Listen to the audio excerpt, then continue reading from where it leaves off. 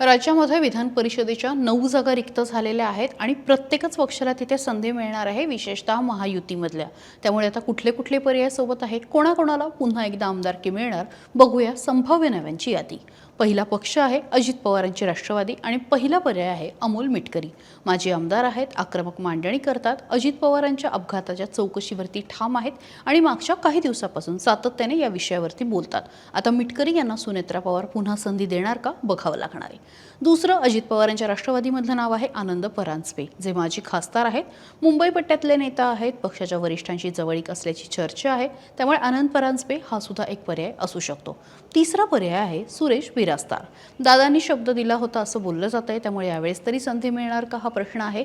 राष्ट्रवादीचे ज्येष्ठ नेते आहेत, त्यासोबतच पवार कुटुंबियांचे नातलग सुद्धा आहे. चौथा पर्याय आहे झिशान सिद्दीकी. माजी आमदार आहेत, मुंबईमधून येतात, अल्पसंख्याक चेहरा आहे, तरुण नेतृत्व म्हणून झिशान यांच्या नावाचा सुद्धा विचार होऊ शकतो. पाचवं नाव आहे उमेश पाटील. संजय खोडकेंच्या ऐवजी त्यावेळेस उमेश पाटील यांचं नाव फिक्स झालं होतं, पण ऐनवेळी खोडकेंना संधी देण्यात आली आणि यांची संधी हुकली होती. सोलापूर जिल्हा आणि पश्चिम महाराष्ट्रातनं जर संधी द्यायची असेल तर उमेश पाटील यांच्या नावाचा सुद्धा विचार होऊ शकतो.